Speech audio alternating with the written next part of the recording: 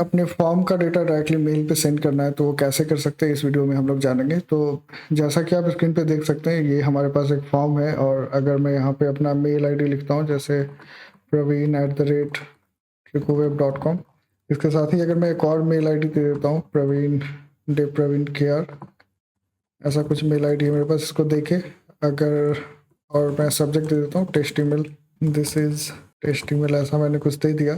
और यहाँ पे अगर मैं सेंड पे क्लिक कर रहा हूँ तो ये सेंडिंग स्टेट में अभी है और मेल सेंड हो चुका है। और यहाँ पे अगर मैं आके रिफ्रेश करूँगा तो आप देख सकते हैं हमारे पास एक मेल आ चुका है और ये दोनों मेल पे गया है, praveen@tricoweb पे भी और ये दूसरे वाले मेल पे भी। तो इस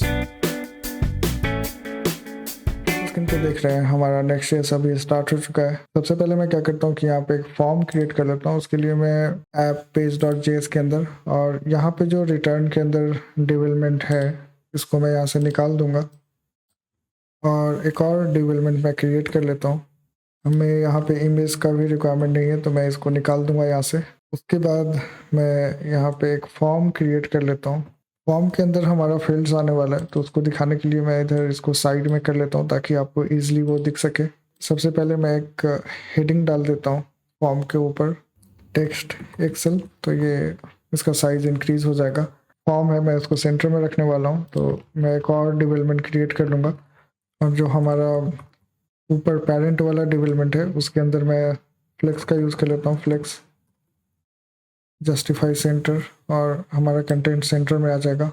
अभी इस फॉर्म में मैं क्या करने वाला हूँ कि इसमें इसका मैक्सिमम विड्थ वगैरह सेट करने वाला हूँ जो कि होगा 60 VW और इसमें कुछ शैडो वगैरह भी हम लोग दे देते हैं। तो margin top 16, padding 4, shadow LG, rounded LG। ऐसा करने से जो हमारा फॉर्म है वो ऐसा भी दिख रहा है। यहाँ पे अभी मैं एक इनपुट क्रिएट कर लेता हूँ और ये इनपुट का टाइप टेक्स्ट हो जाएगा और इसका प्लेस होल्डर में हम लोग 2 ऐसे लिख देंगे। अभी नहीं लगाया गया है तो मैं स्टाइल को लगा देता हूँ ताकि ये जो फॉर्म है कुछ अच्छा दिखे। मैं ये सब स्टाइल देने के लिए टेलविंड का यूज़ कर रहा हूँ और टेलविंड नेक्स्ट.js में डिफ़ॉल्ट आता है, तो अगर आप इंस्टॉल करें तो उस समय आपके पास ऑप्शन आएगा, आप उसको सेलेक्ट करके टेलविंड को इंस्टॉल कर सकते हैं अपने नेक्स्ट.js प्रोजेक्ट में। यहाँ पे मैं मार्जिन टॉप 6 दूंगा और मार्जिन बॉटम 4 दे दूंगा। इसका क्लास नेम आ जाएगा border slate 400, rounded MD, padding 1। तो ये कुछ ऐसा दिख रहा है अभी। अब इसी तरह से मैं 2 और क्रिएट कर लेता हूँ।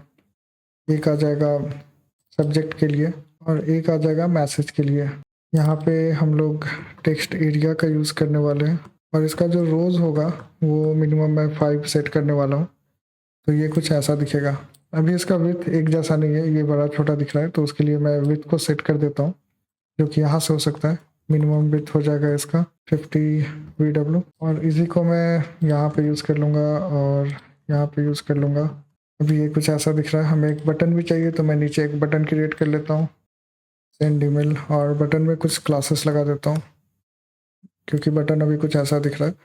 तो इसमें BG ग्रीन 500 दे देता हूँ, टेक्स्ट वाइट दे दूँगा, राउंडेड MD दे दूँगा और हॉवर करने पे ग्रीन 700 ऐसा कर देता हूँ।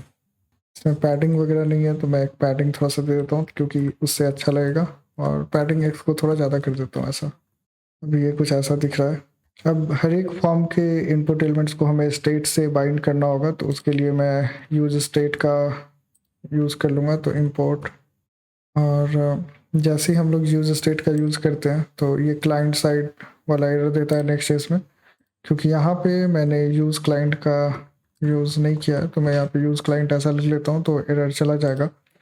और यहाँ पे हमारा ईमेल का डिटेल आ जाएगा, ईमेल डेटा जिसको कि हम लोग बोल सकते हैं set email data use state, और इसके अंदर मैं एक ऑब्जेक्ट क्रिएट कर लूँगा टू मैसेज सब्जेक्ट।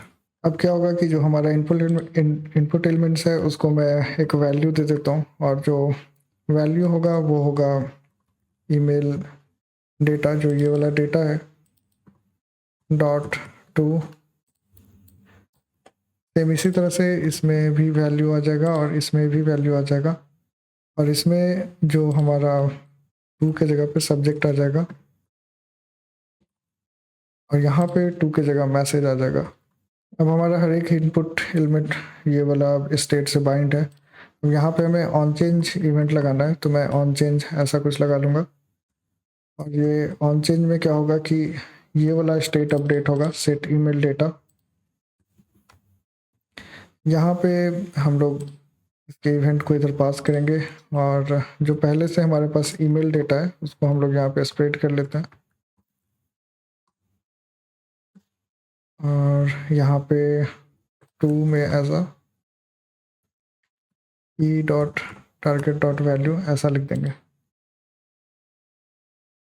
इसको हम लोग को एज ए ऑब्जेक्ट लेना पड़ेगा, तो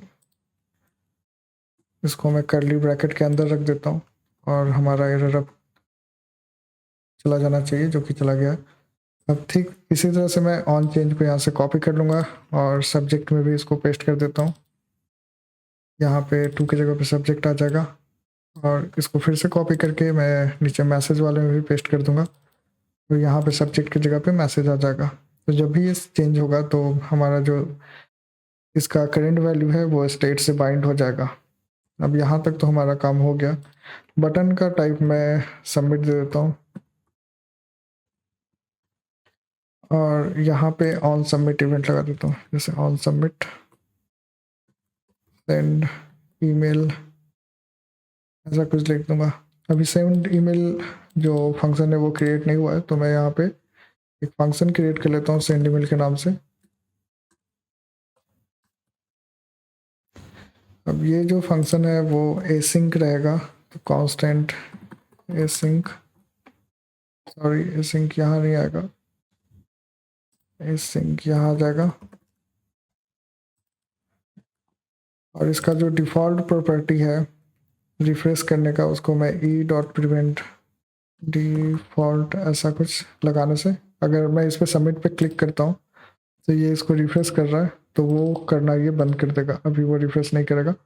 अब इसके बाद मुझे चेक करना है कि हमारे लॉग में क्या है, तो मैं कंसोल डॉट लॉग में ये स्टेट में क्या बाइंड हुआ है उसको मैं चेक कर लूँगा। ईमेल डेटा यहाँ पे मैं दे देता हूँ।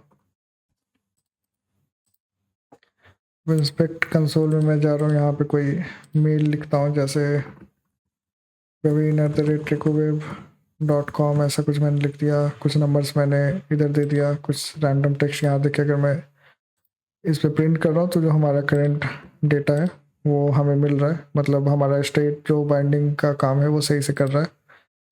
अब इसके बाद क्या करना है कि हमें इसको अपने API राउट्स पे सेंड करना है, तो उसके लिए मुझे एक राउट लिखना होगा, और वो मैं यहाँ ऐप के अंदर एक API नाम का डायरेक्टरी क्रिएट करके लिखूँगा। API के अंदर एक सेंड ईमेल नाम का डायरेक्टरी क्रिएट कर देता हूँ, और इसके अंदर एक फाइल क्रिएट कर दूंगा route.js।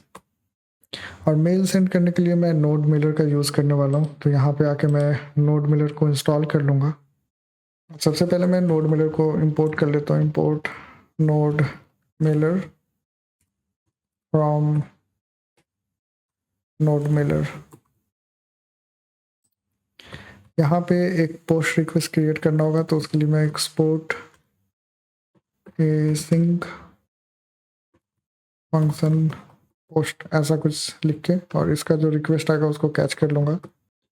अभी हम लोग जो जेसन के थ्रू डेटा भेजने वाले हैं वो कुछ इस तरह से आएगा, टू सब्जेक्ट और मैसेज ऐसा कुछ आ जाएगा। और इसको अवेट ऊपर जो रिक्वेस्ट आ रहा है उसके जेसन में ये डेटा हमें मिलना चाहिए, तो ऐसे में उसको ये डेटा को यहाँ पे ले रहा हूँ। अभी हमें ट्रांसपोर्टर वगैरह क्रिएट करना है, क्योंकि नोड मिलर में ट्रांसपोर्टर का यूज़ करना पड़ता है। ट्रांसपोर्टर बेसिकली मेल के डिटेल्स को कैरी करता है, तो यहाँ पे मैं एक ट्रांसपोर्टर क्रिएट कर लेता हूँ। ये ट्रांसपोर्टर का वेरिएबल का नाम हो गया डॉट क्रिएट ट्रांसपोर्टर ऐसा कुछ आ जाएगा। और इसके अंदर जो डिटेल आएगा, जैसे होस्ट आ जाएगा, फिर होस्ट जो हम लोग लेने वाले हैं process.env से उसका नाम हम लोग SMTP होस्ट ऐसा कुछ रखने वाले हैं। अब उसके बाद एक पोर्ट आ जाएगा, और उसके बाद हमें एक ऑथ डिटेल्स पास करना है। ऑथ के अंदर हमारा जो यूज़र का डिटेल्स है, जैसे यूज़र का नाम वो आ जाएगा, और यूज़र का पासवर्ड आ जाएगा, जिसको कि हम लोग ऐसे पास ऐसे कुछ लिख सकते हैं। तो इसको भी मैं env फाइल से ही लेने वाला हूँ। तो यहाँ पे ये आ जाएगा यूज़र और ये आ जाएगा पासवर्ड। हमारा ट्रांसपोर्टर अब क्रिएट हो चुका है। अब इसको बस यहाँ पे मुझे सिक्योर लिखना होगा। आपको जो SMTP होस्ट या पोर्ट या यूज़र या पासवर्ड नेम जो भी चाहिए वो आपके मेल क्लाइंट वाले डिटेल से मिल जाएगा। जैसे कि अगर आप कोई सा भी मेल यूज़ कर रहे हैं, चाहे वो नेम चिप का है या होस्टिंगर का है, तो उसमें जैसे ही आप मेल क्रिएट करते हैं तो वहाँ पे आपको ये डिटेल्स मिल जाता है। तो उस डिटेल्स को आप यहाँ पे डायरेक्टली यूज़ कर सकते हैं और अपने एप्लीकेशन में मेल सेंडिंग फीचर को अनेबल कर सकते हैं। सिक्योर ट्रू यहाँ पे मैंने इसलिए लिखा है क्योंकि यहाँ पे मैं जो मेल यूज़ करने वाला हूँ उसमें SSL यूज़ हो रहा है, तो मैं सिक्योर लिख रहा हूँ। अगर आपके ईमेल में SSL यूज़ नहीं हो रहा है तो आपको सिक्योर नहीं लिखना होगा, या हो सकता है आपको उसके फीचर्स या उसके प्रॉपर्टी को चेक करना पड़े। अब यहाँ पे मैं एक मेल ऑप्शंस लिखता हूँ।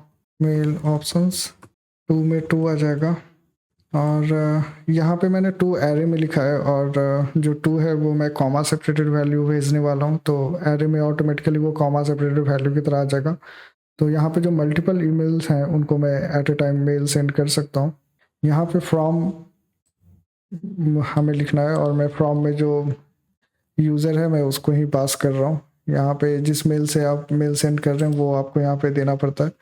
उसके बाद हमारा सब्जेक्ट आ जाएगा, जो कि ऊपर वाले सब्जेक्ट को ही हम लोग पास कर देंगे, और नीचे में यहाँ पे हम लोग या तो HTML दे सकते हैं, नहीं तो टेक्स्ट दे सकते हैं। HTML में क्या होता है कि कई बार हमें मैसेज में इमेजेस वगैरह या फॉन्ट वगैरह चेंज करके दिखाना होता है, टेबल दिखाना होता है, जैसा कि प्रमोशन मैसेज में आप देखते हैं, तो उसको आप एज ए HTML भेज सकते हैं।